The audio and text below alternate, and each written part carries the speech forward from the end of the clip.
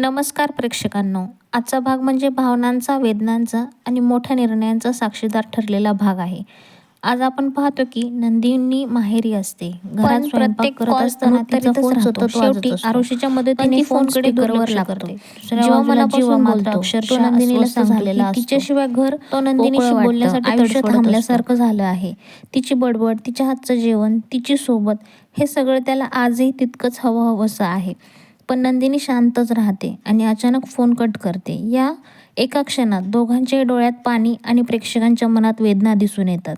दुसरीकडे वसू आणि रम्या पार्थविषयी चर्चा करताना दिसतात. वसू स्पष्ट सांगते की पार्थ विश्वासघात सहज माफ करणारा नाही. यातून पुढे मोठे डाव आखले जातात. त्याचे संकेत मिळतात. आता भाग येतो काव्याच्या सगळ्यात भावूक ट्रॅक. अनिशा काव्याला भेटायला येते आणि काव्य पूर्णपणे कोलमडलेली असते.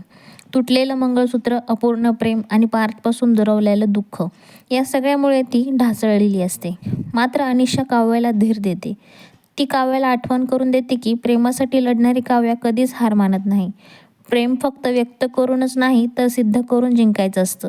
हा संदेश ती काव्याला देते. दुसऱ्या बाजूला मोठा ट्विस्ट पाहायला मिळतो. नंदिनी वकिलाला भेटून फास्ट ट्रॅक घटस्फोटची मागणी करते. पण वकील स्पष्ट सांगतो जीवाच्या संमतीशिवाय घटस्फोट शक्य नाही. हे ऐकून नंदिनी पूर्णपणे गोंधळून जाते.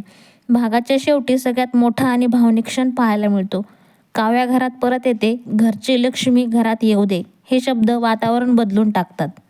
पार्थ आणि काव्या समोरासमोर येतात. शांततेत लपलेलं प्रेम स्पष्ट जाणवतं. उद्याच्या भागात काय पाहायला मिळणार? काव्या पार्थला प्रसाद देईल पण रम्या मोठा गोंधळ घालेल. नंदिनी घटस्फोटाच्या निर्णयावर ठाम राहील का? पार्थ आणि काव्या पुन्हा जवळ येतील का? कमेंट्समध्ये नक्की सांगा. थँक्यू.